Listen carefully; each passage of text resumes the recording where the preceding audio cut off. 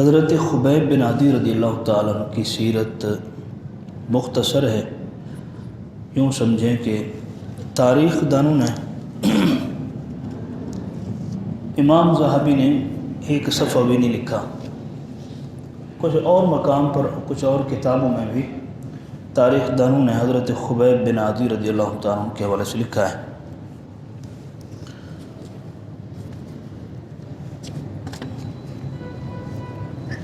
آج 27واں درس ہے۔ پچھلا درس جو میں دے کے گیا تھا وہ میرے خیال میں ابھی تک رکھا ہوا ہے، شاید اس کو ڈاؤن لوڈ نہیں کیا، اپلوڈ نہیں کیا۔ حضرت خبیب بن عدی رضی اللہ تعالیٰ عنہ یہ وہ صحابی رسول ہیں کہ آقا دو عالم صلی اللہ علیہ وآلہ وسلم کی بارگاہ میں آپ کی ہجرت سے پہلے اس کو ہجرت نبوی کہا جاتا ہے۔ آقا کریم علیہ السلام کی ہجرت سے پہلے آپ وہیں مکہ میں ہی مسلمان ہو گئے تھے۔ غزوہ احد کے تقریباً چند مہینوں بعد مجلس رسول لگی ہوئی ہے اور آپ صلی اللہ علیہ وسلم مدینہ منورہ کے ایک مقام پر موجود تھے چند صحابہ کے ساتھ۔ صحابہ کی جماعت کے درمیان ہی حضور صلی اللہ علیہ وسلم بیٹھا کرتے تھے۔ ہاں، جب مسجد نبوی میں حضور کو خطبہ دینا ہوتا تو آپ منبر پر ہوتے تھے۔ اکثر و بیشتر جو حدیث سے ہم نے سنا یا پڑھا ہے کہ مجلس رسول لگی ہوئی ہے، تو اس کا مطلب میں یہ سمجھتا ہوں کہ آپ صلی اللہ علیہ وسلم درمیان میں ہوتے تھے اور صحابہ کرام یوں جھرمٹ بنا کے بیٹھے ہوتے تھے۔ تو اس طریقے سے آپ صلی اللہ علیہ وسلم تشریف فرما تھے۔ تو صحابہ فرماتے ہیں کہ اچانک آپ صلی اللہ علیہ وآلہ وسلم نے فرمایا وعلیک السلام یا خبیب، وعلیک السلام یا خبیب، وعلیک السلام یا خبیب، اے خبیب تجھ پر بھی سلام، اے خبیب تجھ پر بھی سلام، اے خبیب تجھ پر بھی سلام، 3 مرتبہ۔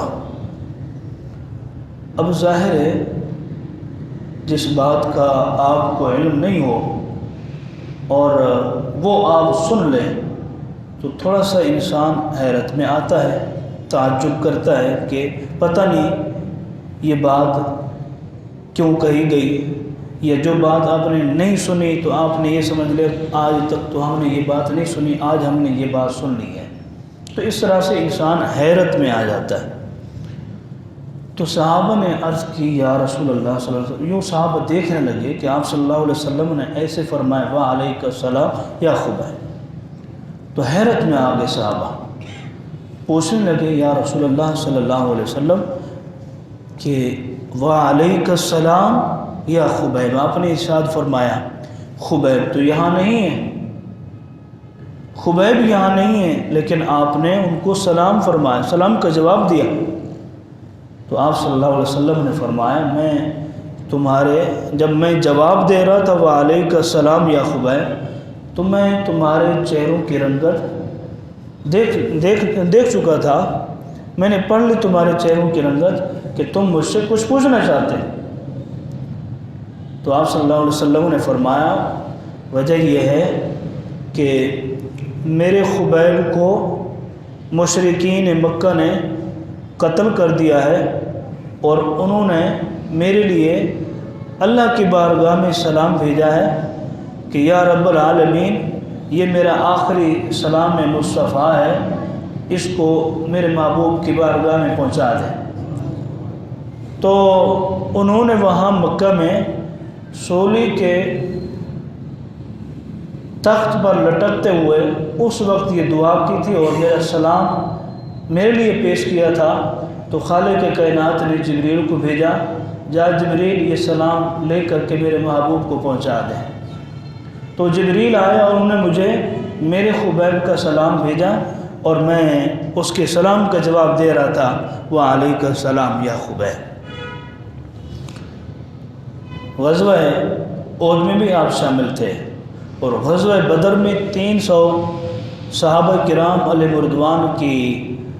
جماعت میں بھی آپ شامل رہے، بلکہ یوں کہیں کہ غزوہ بدر جب ہو رہا تھا تو اس وقت حضرت خبیب رضی اللہ تعالیٰ عنہ کو حضور نے فرمایا، اے خبیب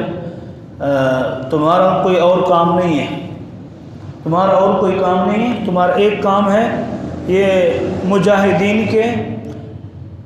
جو بھی سامان ہے، ساز و سامان رکھا ہوا ہے، اس کی تم نے رکھوالی کرنی ہے، اس کی دیکھ بھال کرنی ہے،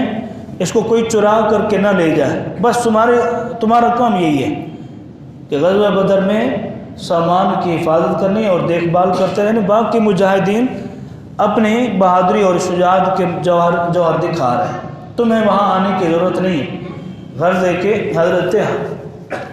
خبیب بن عدی رضی اللہ تعالیٰ عنہ کی یہ چاہت تھی کہ کاش کہ میں بھی میدان کارزار میں جاؤں اور اپنے ہاتھوں سے کسی کافر کو واصل بجہنم کروں تو مجھے دل کو اور خوشی ہوگی، میرے دل کو اور مسرت ہوگی، لیکن یہ ہے کہ آخری مقام پر غالباً حضرت خبیب رضی اللہ تعالیٰ عنہ کو میدان بدر میں شامل کیا گیا اور مجاہدین کے لشکر میں ان کو بھیجا گیا، اور انہوں نے ایک مشرک کو قتل کیا تھا جس کا نام حارث ہے، اس کو آپ نے اپنے ہاتھوں سے قتل کیا تھا۔ اب آگے سنیے، حضرت خبیب رضی اللہ تعالیٰ عنہ نے کس کو قتل کیا جس کا نام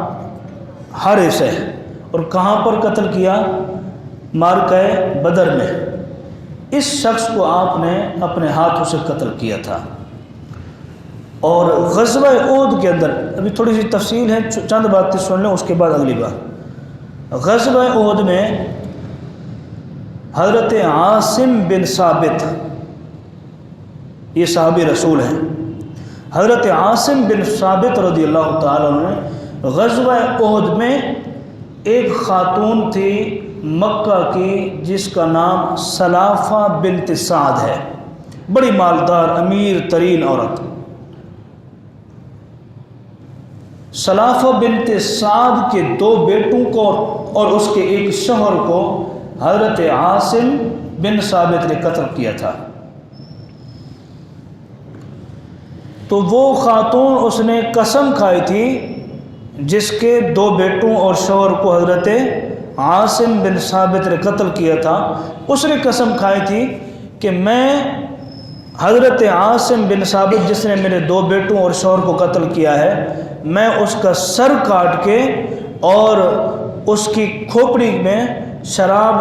نہیں پیوں گی تب تک میں نہیں مروں گی، اس نے قسم کھائی تھی، یعنی میں بدلہ لوں گی۔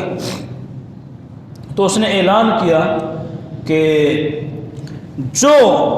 حضرت عاصم بن ثابت کا سر کاٹ کے میرے پاس لے آئے گا تو میں اس کو 100 اونٹ بطور انعام اور تحفے کے دوں گے، اسے ہم دوسرے لفظوں میں کہتے ہیں بطور شاباش کے۔ تو حضرت عاصم بن ثابت آپ مکہ سے پھر مدینہ تشریف لے آئے تھے حضور صلی اللہ علیہ وسلم کے ساتھ، یعنی حضور مدینہ میں آئے تو وہ بھی مدینہ میں آ گئے۔ غرض ہے کہ قبیلہ بنی لحیان ہے، قبیلہ بنی لحیان، قبیلہ بنی لحیان کا ایک سردار جس کا نام سفیان بن خالد ہے، اس نے اس انعام پانے کے چکر میں کہ میرے پاس 100 اونٹ آ جائیں تو بہت بڑی بات ہے، تو اس نے مسلمانوں کے خلاف سازش کی، اور سازش یوں بنائی کہ اپنے قبیلے کے چند لوگوں کو بھیجا اور کہا کہ تم جاؤ مدینہ منورہ میں اور حضور صلی اللہ علیہ وسلم سے کہو کہ ہم مسلمان ہونے کے لیے آئے ہیں، بشرطے کہ ہمارے ساتھ آپ کچھ صحابہ کرام کو بھیجیں تاکہ وہ ہمارے قبیلے میں لوگوں کو دین سکھائیں، یعنی مسلمانوں کے بھیس میں اس نے بھیجا۔ تو سفیان بن خالد نے چند لوگوں کو مسلمانوں کے خلاف سازش کرنے کے لیے مدینہ منورہ میں بھیجا، اور وہ آئے، انہوں نے حضور سے کہا کہ یا رسول اللہ صلی اللہ علیہ وسلم، ہم قبیلہ بنی لحیان سے آئے ہیں، ہم مسلمان ہونے کے لیے آئے ہیں، لیکن شرط ہماری یہ ہے کہ ہمیں چند صحابہ کرام علیہ رضوان دیں تاکہ وہ ہمارے قبیلے میں آئیں اور ہمیں دین سکھائیں۔ آقا کریم علیہ السلام نے فرمایا ٹھیک ہے، اچھی بات ہے، میں بھیج دیتا ہوں، میں تمہارے ساتھ چند صحابہ کو بھیج دیتا ہوں جو آ کر کے تمہیں کلمہ طیبہ کی تلقین کریں گے، دین اسلام کے متعلق بتائیں گے۔ تقریباً 6 صحابہ کرام علیہ رضوان حضور نے ان کے ساتھ بھیجے، جس میں حضرت عاصم بن ثابت بھی تھے، جس میں حضرت خبیب رضی اللہ جن کا تذکرہ ہے، حضرت خبیب بھی تھے،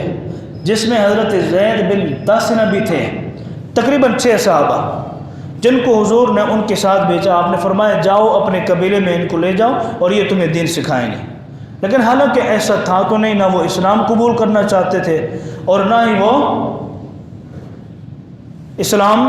کی تبلیغ حاصل کرنا چاہتے تھے، دین سیکھنا چاہتے تھے۔ ان کا مقصد تو یہ تھا کہ یہاں سے کچھ صحابہ کو ہم لے جائیں سازش کے طور پر، اور اس میں حضرت عاصم بن ثابت بھی ہوں، تاکہ ہم یہ بندہ جا کر کے ان کو پیش کریں اور وہ ہمیں 100 اونٹ بطور انعام کے دیں۔ ایک مقام آتا ہے رجیع، جب رجیع کے مقام پر پہنچے تو وہاں پر انہوں نے خط لکھ کے بھیجا یا کسی بندے کو پیغام دے کے بھیجا، جاؤ سلافہ بنت سعد عورت کو جا کر کے کہو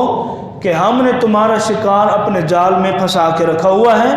پکڑ کے رکھا ہوا ہے، لہذا آؤ اپنا شکار لے جاؤ اور ہمیں 100 اونٹ انعام کے طور پر دے جاؤ۔ اب جب رجیع کے مقام پر ان صحابہ نے 6 صحابہ نے دیکھا کہ ہمارے خلاف تو سازش کی گئی ہے، حضور صلی اللہ علیہ وسلم کو یہ کہا گیا کہ ہمیں معلمین دیں، کچھ تبلیغ کرنے والے مبلغین دیں، ہم تو مبلغ کے طور پر آئے اور انہوں نے ہمارے ساتھ دھوکہ اور فریب بازی کی۔ خیر یہی 6 صحابہ پہاڑ کے ٹیلے پر چڑھ گئے، اور جب پہاڑ کے ٹیلے پر چڑھ گئے تو ادھر اسی قبیلہ بنی لحیان کے قبیلے کے تقریباً 200 افراد بھی آ پہنچے۔ ان کو اطلاع ملنی تھی، وہ فوراً پہنچ گئے۔ 200 افراد اور مقابلہ کر رہا ہے حضور کے 6 صحابہ کرام علیہ رضوان سے۔ حضور کے 6 صحابہ کو انہوں نے آ کر کے کہا کہ ہم تمہیں مارنے کے لیے نہیں آئے، ہم تمہیں لینے کے لیے آئے، ہم تو تمہیں یہاں سے لینے کے لیے آئے، ہمارے قبیلے میں چلو۔ صحابہ نے فرمایا، بلکہ حضرت عاصم بن ثابت نے فرمایا، آپ نے فرمایا کفار مشرکین کی سازش سے ہمیں اللہ رب العالمین پناہ عطا فرمائے۔ آج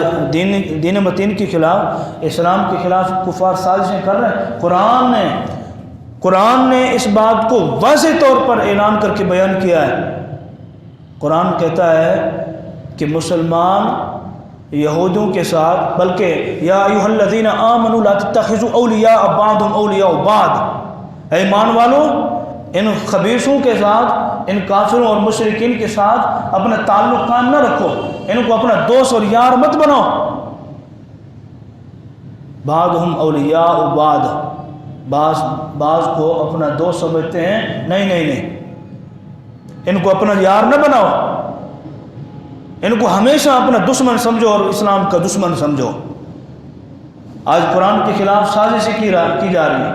مسلمانوں کے خلاف سازشیں کی جا رہی ہیں، اسلام کے خلاف سازشیں بنائی جا رہی ہیں، بلکہ حضور اکرم صلی اللہ اتنا سازشیں اس سے پہلے حضور کی ختم نبوت کے حوالے سے نہیں کی گئی، اتنا اس صدی کے اندر حضور کی ختم نبوت پر سازشیں کی جا رہی ہیں، صحابہ کی عزت پر سازشیں بنائی جا رہی ہیں۔ تو کافر مشرک کبھی بھی مسلمان کا دوست اور یار نہیں بن سکتا، اس کی دوستی اور یاری صرف اور صرف اپنے مقصد کو حاصل کرنے کے لیے ہوگی۔ تو حضرت عاصم بن ثابت نے دعا کی، یا رب العالمین ہمیں ان مشرکین کی سازشوں سے پناہ عطا فرما۔ تو انہوں نے کہا کہ ہم تمہیں تکلیف نہیں دے رہے، ہمارے ساتھ چلو۔ آپ نے فرمایا تم کل بھی ہمارے یار نہیں تھے، اب بھی ہمارے یار نہیں ہو۔ خیر ان 6 صحابہ نے ان کے پاس جو بھی تیر تھے، جو بھی اسلحہ تھا، ہتھیار تھا، اس کے ساتھ مقابلہ کیا۔ حضرت عاصم نے اسی وقت دعا کی، یا رب العالمین میری اور کوئی دعا نہیں ہے، میری صرف اور صرف یہ دعا ہے کہ جب میں رتبہ شہادت پر پہنچ جاؤں، میری شہادت ہو جائے، تو یا رب العالمین میرے لاش کی لاج رکھنا،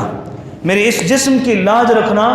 کہ میرے جسم کو کوئی کافر، کوئی مشرک چھو نہ سکے، کوئی مشرک ہاتھ نہ لگا سکے۔ تو حضرت عاصم رضی اللہ تعالیٰ رتبہ شہادت پر فائز ہوئے، اور آپ کی لاش مبارک، آپ کا جسم مبارک رکھا ہوا تھا، تو مشرکین جشن مناتے ہوئے، میلہ مناتے ہوئے آگے لگ پہ، اور انہوں نے تلواریں نکالی کہ اب ہم حضرت عاصم کے سر کو کاٹ کر کے جا کر کے قبیلہ قریش کی سلافہ بنت سعد عورت کو دیں گے اور 100 اونٹ لیں گے۔ جب انہوں نے تلواریں آگے کی تو اللہ کریم نے شہد کی مکھیوں کو بھیج دیا، شہد کی مکھیوں کو بھیج دیا، فرمایا اے شہد کی مکھیوں، جاؤ میرے محبوب کا ایک غلام سو رہا ہے، اس کے جسم مقدس پر پہرہ داری کرنی ہے۔ تو اللہ کریم نے شہد کی مکھیوں کو بھیج دیا، جیسے ہی کافر آگے بڑھتا شہد کی مکھیاں اس پر چڑھ جاتی تھی، پھر دوسرا بڑھتا شہد کی مکھیاں اس کے اوپر چڑھ جاتی تھی، پھر تیسرا چوتھا، ایسے کرتے کراتے تنگ آ گئے، شہد کی مکھی ایک نہیں جاتی تھی، چھتے کے چھتے اٹھ کے جا کر حملہ کرتے تھے۔ جیسے کعبے پر آ کر کے ابرہہ نے اپنے ہاتھیوں کے ذریعے حملہ کروایا تھا، تو اللہ کریم نے کس کو بھیجا تھا؟ چھوٹی چھوٹی چڑیاؤں کو بھیجا تھا، اور وہ اپنی چونچوں میں چھوٹے چھوٹے پتھر لا کر کے ایسے مارتی تھی جیسے میزائل لگتا ہو۔ تو شہد کی مکھیاں جا کے چڑھ جاتی تھیں، دس سے ڈک مارتی تھیں، وہ تنگ آ گئے، وہ جا کر کے چھپ کے بیٹھ کے انہوں نے کہا کہ تھوڑی دیر کے لیے شہد کی مکھیاں آس پاس ہیں، پھر آئیں گے۔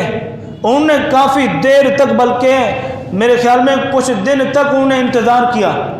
لیکن جب تک وہ رہے تب تک اللہ نے شہد کی مکھیوں کے ذریعے پہرہ داری کروائی۔ یہ عاشق رسول تھا، محبوب کا معزز صحابی رسول تھا،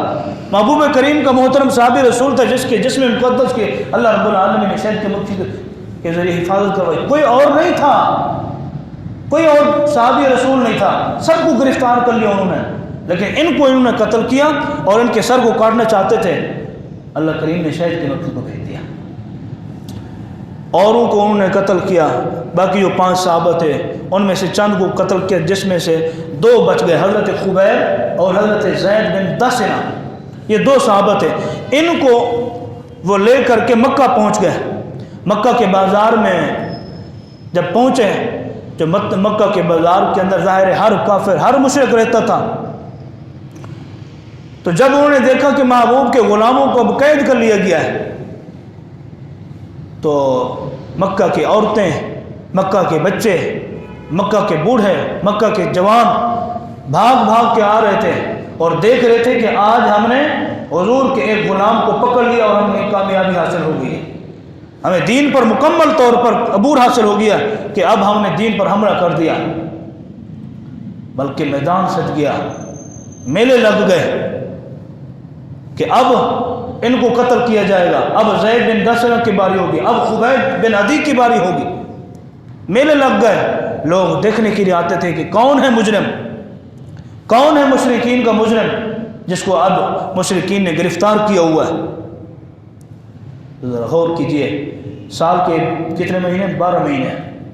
ان میں سے 4 جو مہینے ہیں، 4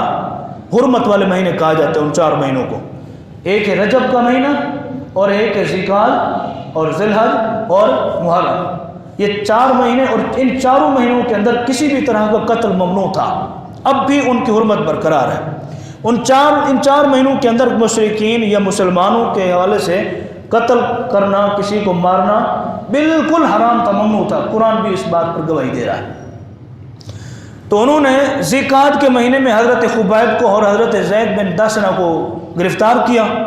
اب انہوں نے کہا یہ حرمت والا مہینہ، اس میں ہم ان کو سولی پر چڑھا نہیں سکتے، قتل کر نہیں سکتے، لہذا ان کو ابھی قید کیے رکھو۔ قید کیے رکھا۔ جب یہ حرمت والے مہینے ذوالقعدہ بھی ختم ہو گیا، ذی الحج بھی ختم ہو گیا، محرم بھی ختم ہو گیا، اگلے مہینے میں انہوں نے حضرت زید بن دثنہ رضی اللہ تعالیٰ عنہ کو انہوں نے قتل کر دیا۔ باقی بچ گئے حضرت خبیب، جن کا تذکرہ ہے۔ حضرت خبیب رضی اللہ تعالیٰ عنہ کو انہوں نے ایک گھر کے اندر قید کیا ہوا تھا، اور اسی گھر کے اندر ایک محبوب کریم علیہ الصلاۃ والتسلیم کی ایک غلام رہتی تھی، حضور کو ماننے والی رہتی تھی۔ تو حضرت خبیب رضی اللہ تعالی عنہ اسے کہا کرتے ایسا کر تو مجھے کچھ نہیں دیتی نہ پانی کا پیالہ دیتی ہے. وہ کہتی کہ میں تو مجبور ہوں, نہ پانی کا پیالہ دیتی ہوں نہ کھانا دے سکتی ہوں, میں مجبور ہوں, میں ایک نوکرانی ہوں. ظاہر ہے نوکرانی کو تو نوکر وہ ہی رہ کر زندگی گزارنی چاہیے. تو حضرت خبیب رضی اللہ تعالیٰ عنہ چند مہینے اسی گھر میں قید رہے. تو وہ آ کر کے نا حضرت خبیب کو باہر آ کر کے دیکھتے تھے, تمسخرے اڑاتے تھے. دوسرے لفظوں میں یوں سمجھیں کہ تماشا کرتے تھے اور کہتے تھے کہ اب تجھے ٹھیک ہے, اب اچھا لگ گیا کہ تجھے قید کیا ہوا ہے. یہ بھی کہتے تھے کہ اے خبیب یہ بتا کہ تیری جگہ پر محمد صلی اللہ علیہ وسلم ہوتے تو اس بارے میں کیا کہتا ہے, کیا تجھے اچھا لگتا؟ تو حضرت خبیب رضی اللہ تعالیٰ عنہ فرماتے ہیں بدبختو, بدنصیبو, میری جگہ پر اگر حضور اکرم صلی اللہ علیہ وسلم کو قید کر لیا جاتا تو مجھ سے پوچھتے ہو مجھے پسند ہوتا, مجھے اچھا لگتا؟ نہیں, میں اپنے محبوب کو قید سے آزاد کروانے کے لیے ایک جان کیا ہزاروں جانیں بھی قربان کرنے کے لیے تیار ہو جاتا. مہینوں قید کیا, کچھ نہیں کھلاتے تھے. وہی خاتون, وہی باندی جو حضرت خبیب رضی اللہ تعالیٰ عنہ کو جس نے قید کیا ہوا تھا, وہی کہتی ہے کہ جب میں حضرت خبیب کے پاس پہنچتی تھی نا تو میں دیکھتی تھی کہ انگوروں کے گٹھے آپ کے سامنے رکھے ہوتے تھے اور آپ کھا رہے ہوتے تھے. اور مشرکین نے کہا کہ خبیب خنزیر کا گوشت تمہارے لیے ناجائز ہے, خنزیر کا گوشت تمہارے لیے حرام ہے, ہم نے حلال کھانے تمہارے لیے منع کر دیے, ہم حلال کھانے نہیں دیں گے. یہ لو خنزیر کا گوشت ہے, تمہارا اسلام تمہارا دین کہتا ہے کہ مجبوری کے عالم میں حرام چیز کا گوشت بھی استعمال کیا جا سکتا ہے, تم کھاؤ نا. تو حضرت خبیب رضی اللہ تعالیٰ عنہ فرماتے میں جان تو دے سکتا ہوں, اس دنیا سے جا تو سکتا ہوں, لیکن حرام چیز کا جب میرے محبوب نے منع فرما دیا تو میں حرام چیز کو کھانا تو کیا اسے ہاتھ لگانا بھی پسند نہیں کروں گا. خنزیر کا گوشت سامنے بنا کے رکھ دیتے, آپ نہیں کھاتے تھے. لیکن وہی مشرکین خود کہتے ہیں کہ جب ہم کھانا رکھتے تھے حضرت خبیب کھانے کو پھینک دیتے تھے, ہٹا دیتے تھے, تو ہم اسی جگہ پر دیکھتے تھے طرح طرح کے جنتی میوے بھی رکھے ہوتے تھے اور اللہ رب العالمین کی بارگاہ سے طرح طرح کے کھانے بھی ان کے سامنے رکھے ہوتے تھے اور کھا رہے ہوتے تھے. اب سولی کا وقت آیا, سولی چڑھانے کا وقت آیا تو حضرت خبیب رضی اللہ تعالیٰ عنہ کو میدان میں لے گئے اور اعلان کرائے گا مکہ کے بازاروں میں کہ آج خبیب کی باری ہے, زید کی باری پہلے ہو چکی, اب خبیب کی باری ہے, لہذا آؤ اور میلہ دیکھو. مشرکین نے میلہ لگایا, میدان سج گیا, بچہ بوڑھا نوجوان عورتیں سب جمع ہو گئے تماشا دیکھنے کے لیے, گراؤنڈ میں سب آ گئے. تو حضرت خبیب رضی اللہ تعالیٰ عنہ کے لیے تختہ بنایا گیا, تختے پر آپ کو کھڑا کیا گیا جیسے ایک طریقہ کار ہوتا ہے. حضرت خبیب رضی اللہ تعالیٰ عنہ سے پوچھا گیا اے خبیب آخری کوئی خواہش ہو تو بتا دو. یہ ایک سولی چڑھانے کا ایک طریقہ کار ہوتا ہے, لہذا آخری کوئی خواہش ہو تو بتاؤ ورنہ ہم تمہیں سولی پر چڑھا دیں گے. حضرت خبیب رضی اللہ تعالیٰ عنہ نے اپنی آخری خواہش کا اظہار کرتے ہوئے عرض کی, فرمایا کہ میری کوئی اور خواہش فرمائش نہیں ہے, بس ایک خواہش ہے, مجھے تھوڑی دیر کے لیے چھوڑ دو, مجھے تھوڑی دیر کے لیے آزاد کر دو, تھوڑی دیر کے لیے کھلا چھوڑ دو. انہوں نے کہا کیا کرنا چاہتا ہے؟ آپ نے فرمایا اس لیے کہ کئی دن ہو گئے, کئی مہینے ہو گئے, میں نے اپنے رب کو اچھے طریقے سے یاد نہیں کیا, میں نے اپنے رب کی رج کی عبادت نہیں کی, مجھے کھلا چھوڑ دو, آزاد چھوڑ دو تھوڑی دیر کے لیے. انہوں نے چھوڑ دیا. آپ نے غسل فرمایا, غسل کیا, مصلی بچھایا, مصلی بچھانے کے بعد آپ نے 2 رکعتیں پڑھی, صرف اور صرف 2 رکعتیں پڑھی, جلدی وہ بھی فٹافٹ 2 رکعتیں آپ نے پڑھی. آپ نے فرمایا اب میں نے اپنے رب کی عبادت کر لی ہے, اب جو تم نے اپنی کارروائی کرنی ہے کرو. انہوں نے کہا کہ تو نے ابھی یہ کہا کہ میں اپنے رب کی دل بھر کے عبادت کرنا چاہتا ہوں، تو نے جلدی جلدی 2 رکعتیں سمیٹ دیں۔ تو حضرت خبیب رضی اللہ تعالی عنہ نے فرمایا میں نے غسل کیا اور جلدی سے 2 رکعتیں اس لیے پڑھی ہیں تاکہ تمہارے دل میں یہ خیال نہ آئے کہ محبوب کا غلام موت کے ڈر سے نماز کو لمبا کر کے کھڑا ہوا ہے۔ تو میں نے اسی لیے نماز جلدی جلدی پڑھی، لیکن اپنے رب سے ملاقات میں نے کر لی ہے، اپنے رب سے میں نے ملاقات کر لی ہے، لہذا اب تم نے جو کاروائی کرنی انہوں نے اپنے آپ کے گلے میں رسا ڈالا۔ جب گلے میں رسا ڈالا تو اسی وقت دعا کی، یا رب العالمین، یا رب العالمین، اب تیرے محبوب کی دنیا میں ملاقات تو نہیں ہو سکتی،